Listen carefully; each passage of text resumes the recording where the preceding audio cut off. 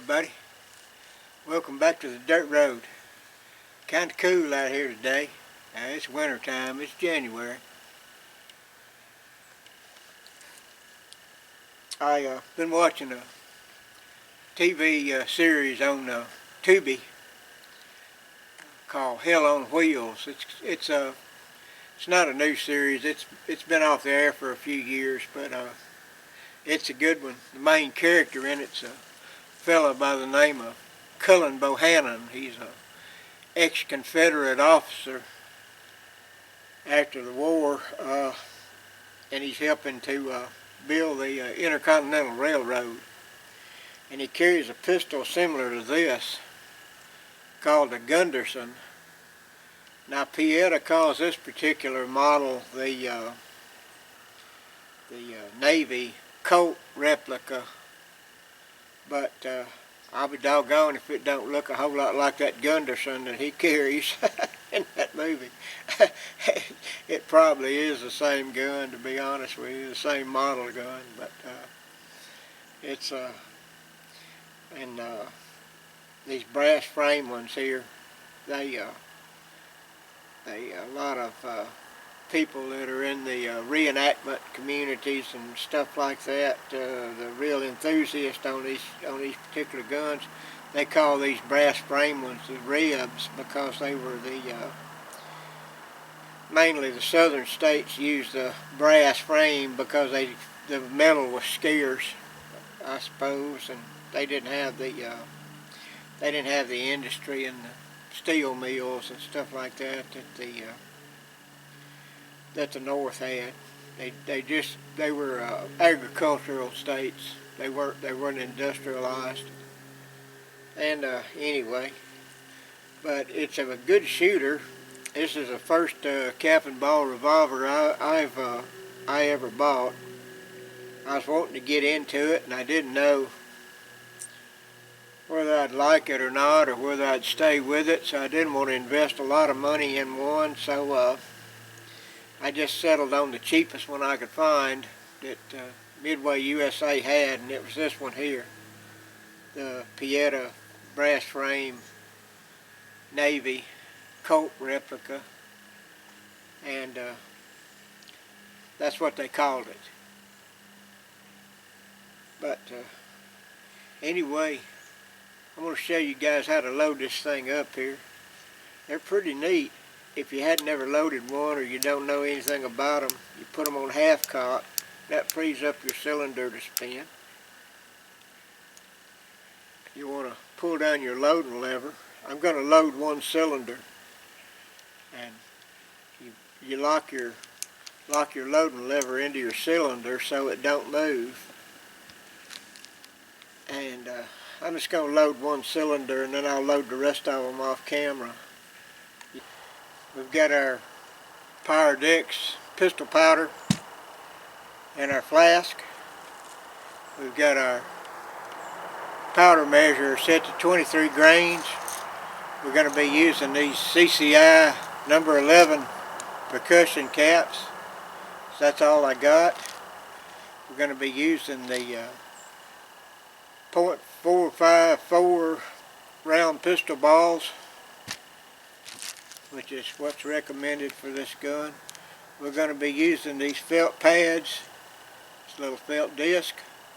We're going to be using them in between the powder and the ball. We're going to put our ramrod down to lock our cylinder where it won't move on us. Then we're going to get us out 23 grains of this pistol powder.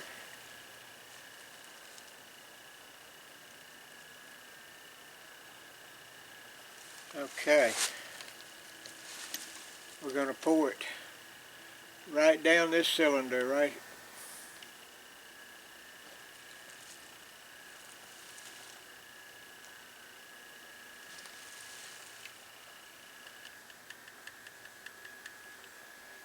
Had a little accident. It happens, folks. We're going to pour it right into this cylinder right here. All 23 grains of it. Alright, we're going to take one of our felt disc. We're going to slip it on top of that cylinder. These prevent you from having chain fires, by the way.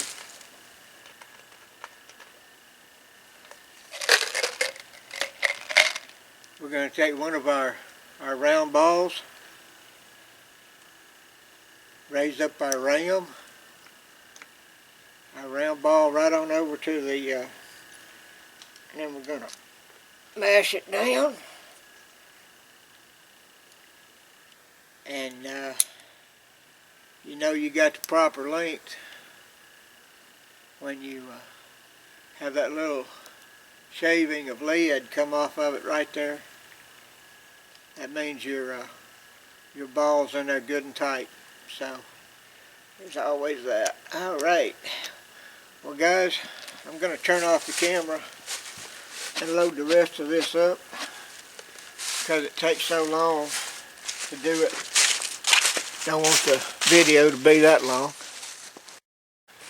All right, guys, I'm going to take a few shots. I got the distances marked here with those water jugs sitting there. And I did use my rangefinder to verify the distances. So we're gonna ease up there and do a little shooting. I can't move my camera around because I got it plugged in. The battery's trying to die. Just been a disaster, but we're gonna do a video anyway. Here we go. Let's go for it.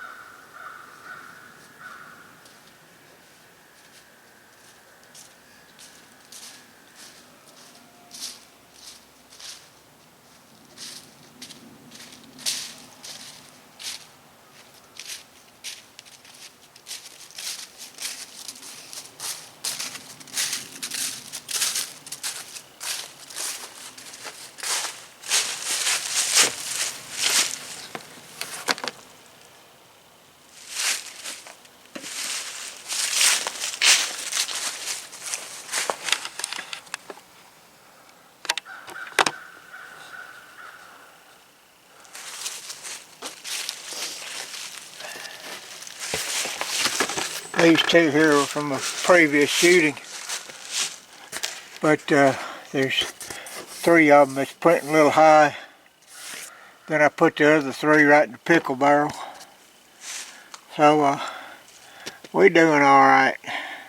I hadn't shot this gun in a long time. It takes a little getting used to.